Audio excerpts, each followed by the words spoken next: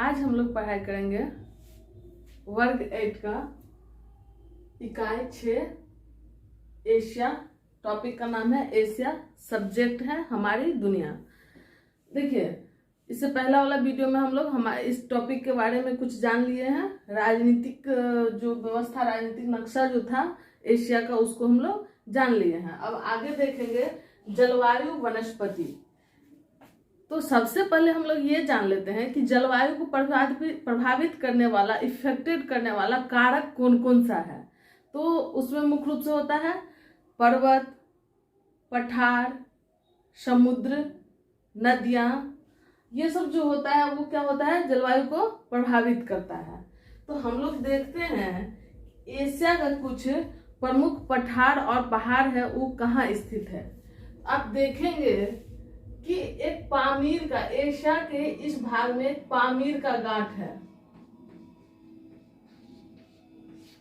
दुनिया का जितना भी पठार है उसमें सबसे ऊंचा पठार, इसको संसार का छत भी कहा जाता है। तो सवाल पूछेगा आपको कि संसार का छत किस के नाम से किस पठार को जाना जाता है, तो किसे बताएंगे? एशिया में स्थित है वो कौन सा? पामीर का पठार। तो ये पामीर का पठार है, इसे पामीर के गांठ भी कहा जाता है। इससे कई सारी पर्वतें निकलती है, इस गांठ से जुड़ा हुआ है, जिसमें एक हमारे देश में स्थित जो हिमालय का पर्वत है वो भी यहीं से गुजरती है। इस तरह से हमारे देश में जो हिमालय पर्वत का विस्तार है वो भी कहाँ से शुरुआत है? तो पामीर के गांठ से ही इसकी शुरुआत है। इसी तरह से हिंदू कुश पर्वत का नाम आप सुनते होंगे, वो भी इसी पामीर के गांठ से उसका भी विस्तार है। इसी तरह से एक इधर यहाँ पे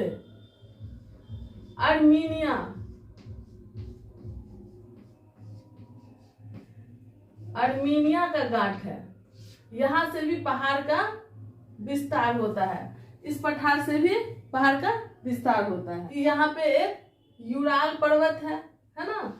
तो इस तरह से देख रहे हैं कि एशिया में कई ऐसे पर्वत हैं जो कि मौसम को, जो जलवायु को एक भाग से दूसरे भाग जाने से रोकती है। इससे क्या होता है, जलवायु पर्वत के दूसरे तरफ कुछ अलग होता है और उसके विपरीत दिशा में अलग होता है। तो पर्वत भी जलवायु को बदलती है, तो पर्वत, पहाड़, पठार का भी उसमें जलवायु परिवर्तन में योगदान होता है। दूसरा आप देखेंगे कि नदी का भी जलवायु में महत्वपूर्ण योगदान होता है। आप देखेंगे कि जो भारत का उत्तरी मैदान है वो मुख्य रूप से तीन नदियों के निक्षेप के द्वारा बना हुआ है, जिसमें एक आप देखेंगे कि सिंधु नदी क्या होता है, तो अपने इस दोनों तरफ जो सिंधु नदी के द्वारा जो निक्षेप लाया जाता है, जो बालू या मिट्टी लाया जाता है, उसके द्वारा जो विस्तृत भाग है वो इधर मैदानी भाग बनाता है और इधर भी मैदानी भाग बनाता है। इसी तरह से आप देखेंगे गंगा नदी, भारत में उत्तरी भाग में गंगा नदी बहती है, उसके द्वारा भी वहां पे मैदानी भाग का निर्माण किया जाता है। फिर इसी तरह से आप देखेंगे ब्रह्मपुत्र नदी, जो ऐसे करके उत्तर की दिशा से बहते हुए भारत के उत्तरी भाग में बहते हुए पूरब की दिशा में आकर के वो अरब सागर, बंगाल की खाड़ी में गिरती है। तो ये ब्रह्मपुत्र नदी भी क्या करती है, ये मैदानी भाग, ये मैदानी भाग, ये मैदानी भाग, ये मैदानी भाग। तो सिंधु, गंगा और ब्रह्मपुत्र के सहायता से उत्तर भारत का मैदानी भाग का निर्माण होता है। सबसे पहले हम लोग जानते हैं कि जलवायु किसे कहते हैं। जलवायु किसे कहते हैं, जलवायु क्या है, तो जानना है जलवायु को। तो जलवायु का परिभाषा होता है कि किसी विस्तृत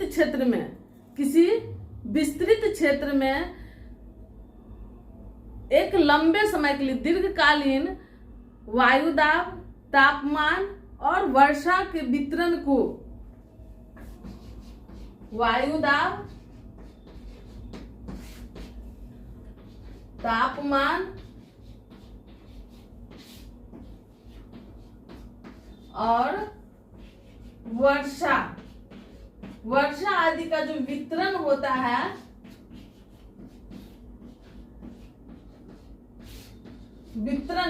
उसी का संबंध किससे है? जलवायु से। यही सब जलवायु निर्धारण करता है एक लंबे समय के लिए। तो जैसे आप देख सकते हैं कि जैसे कि हमारा देश है भारत, एशिया महादेश के बारे में जानते हैं। एशिया महादेश में हम लोग किस देश में रहते हैं?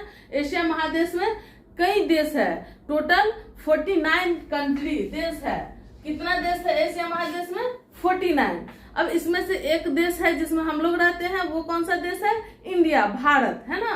तो भारत का जो जलवायु है, आप देखेंगे कि एक निश्चित अवधि में बरसात का मौसम होता है, एक निश्चित अवधि में गर्मी का मौसम होता है, एक निश्चित अवधि में ठंडा का मौसम होता है, फिक्स होता है। तो ऐसा जलवायु इससे इतने समय से इतने समय का अवधि में लगभग बना रहता है। उसी को, ये क्या है? एक लंबे समय से बना हुआ है ये स्थिति, उसी को क्या कहते हैं हम लोग? जलवायु कहते हैं। तो भारत के जलवायु के बारे में पता है कि यहाँ मानसूनी वर्षा होती है। यहाँ अप्रैल मई जून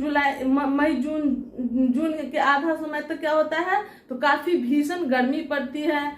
उसके बाद नवंबर से यहाँ पे ठंडा की शुरुआत हो जाती है, गुलाबी ठंड पड़ना शुरू हो जाता है। तो इस तरह का क्या है? एक लंबा समय से ये समय बना हुआ है, उसी को क्या कहते हैं? यहाँ का जलवायु कहते हैं। तो यही जलवायु को हम लोग आज जानेंगे कि यह जलवायु किस किस प्रकार का है, एशिया के किस किस भाग में, और इसको कौन कौन चीज प्रभावित करता है। समुद्र से दूरी और नजदीकी, इस चीज को समझना बहुत जरूरी है। आप देखेंगे कि एक ठंडा का समय में, ठंडा के मौसम में, ठंडा का जो सीजन होता है उसमें आप जब कोलकाता जाएंगे तो वहां एक हाफ स्वेटर से भी काम चल जाता है, वहां पे काफी ठंडा नहीं होता है। लेकिन अब उसी कोलकाता से ट्रेन में बैठिए और आप दिल्ली की तरफ रवाना हुए, तो दिल्ली जाने के बाद आपको एक कोट पहनना पड़ेगा, ओवरकोट पहनना पड़ेगा या फिर जैकेट पहनना पड़ेगा, तब जाके आपको ठंडा से बचाव हो पाएगा। तो अब क्या देख रहे हैं कि कोलकाता क्या है? तो समुद्र के नजदीक में है। तो समुद्र के नजदीक में होने के कारण वहां का टेम्परेचर मेंटेन रहता है, वहां तापमान अधिक नहीं हो पाता है, और वहां पे तापमान बहुत ज्यादा कम भी नहीं होता है। जिससे क्या होता है? तो ठंडा के समय में अत्यधिक ठंडा नहीं पड़ता और गर्मी के समय में अत्यधिक गर्मी नहीं होता है। तो समुद्र के पास वाला जो भाग है उसको मेरीटाइम क्लाइमेट कहते हैं। समुद्र के पास वाले भाग को मेरीटाइम क्लाइमेट कहते हैं, और समुद्र से जो दूर वाली भाग होती है उसको क्या कहते हैं? उसको कहते हैं कॉन्टिनेंटल क्लाइमेट, मतलब महाद्वीपता वाली जलवायु वहां पे होता है। तो दिल्ली क्या है? समुद्र से काफी दूर है, तो दिल्ली में क्या होता है? कॉन्टिनेंटल का प्रभाव होता है, महाद्वीपता को वहां पे प्रभाव होता है। कोलकाता में क्या होता है? मेरीटाइम क्लाइमेट होता है। तो आपको इस दोनों शब्द को जानना बहुत जरूरी है। एक महाद्वीपता,